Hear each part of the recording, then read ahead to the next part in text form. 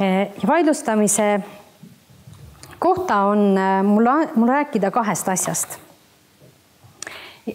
Esimene asi on vaidlustuse esitamise tähtajad. Et siin on need muudatused ära toodud, ma ei hakka neid üksipulgi nüüd rääkima, eks ole, et kui palju päevi on mis menetluses, et seda need päevad te näete ise ka ilusti ära.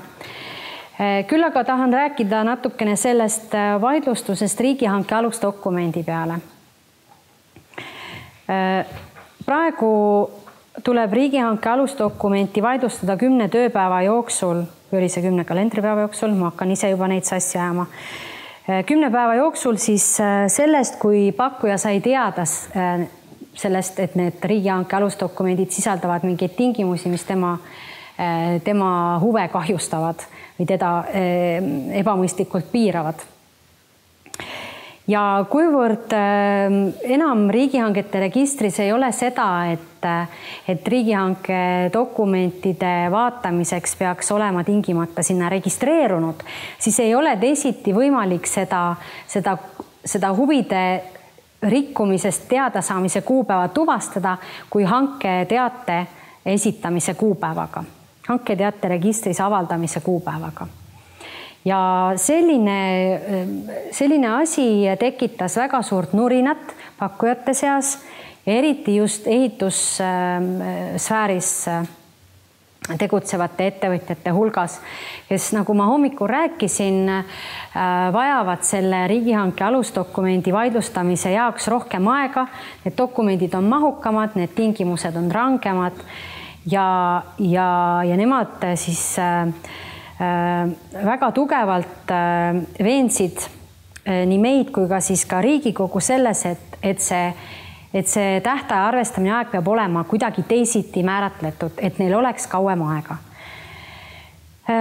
Ja siis võtsime kalendrid ette ja hakkasime lugema päevi, lugesime algusest ja lugesime lõpust ja pakkumuste esitamisest ja siis lugesime veel keskelt ja siis mõtlesime, et aga mis siis saab, kui need pakkumuste esitamise tähtpäevad on lühendatud ja jõudsime lõpuks siis sellise lahendini, et riigihanke alusdokumendi peale vaidlustuse aega loetakse pakkumuste või taotluste esitamise tähtpäevast siis tagasi.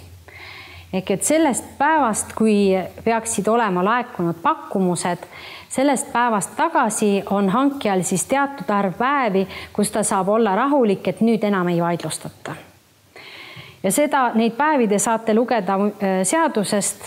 Hankemenetluses on siis 5 tööpäeva seda nii-öelda rahuaega enne pakkumuste esitamist.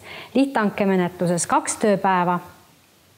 Aga see meetod ei toiminud selle puhul, kui on tegemist lühendatud pakkumuste esitamise tähtpäevadega, mida on siis võimalik teatavatel juhtudel rakendada, kui on hankemenetlusega tohutult kiire, aga ei ole väljakulutamiseta läbirääkimistega hankemenetluse alust, tuleb teha mingisugune teine menetlus, avatud hankemenetlus näiteks, siis teatud juhtudel on võimalik seda tähtaega lühendada ja kõige lühem oli vist pakkumuste esitamise tähtpäev avatud hankemenetluses oli minu mäletamist mööda 15 päeva.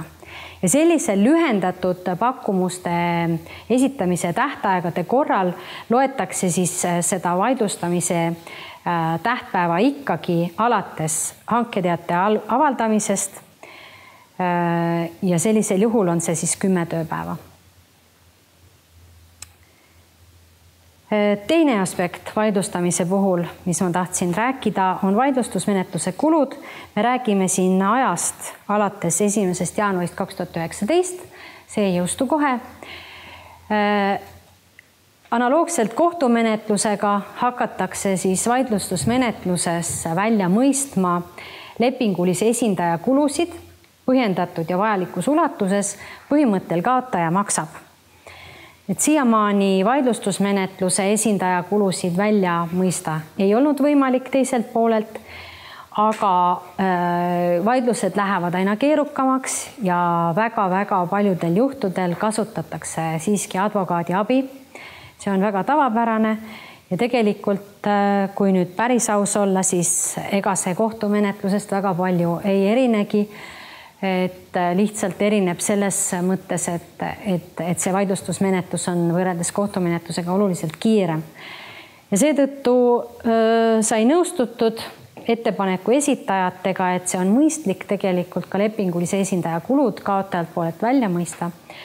Aga kuivõrd siis järgmise aasta eelarved on juba nii kaugel, et need on enamasti suures piiris juba paigas, siis sai see jõustumine edasi lükatud aasta võrra, et hankijatel oleks siis võimalik vaadata endale otsa ja oma hangetele otsa, et millised need potentsiaalsed kulud võiksid siis olla, mis neil tuleb kanda ühe eelarve aasta jooksul ja see siis oma eelarvetesse mingisuguse puhvrina ette näha.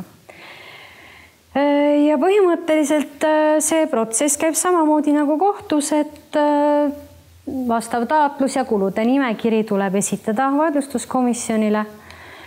Seal on ka tähtajad, mis ajaks see tuleb esitada ja ühtlasi on nõue, et need kulud peavad olema juba kantud.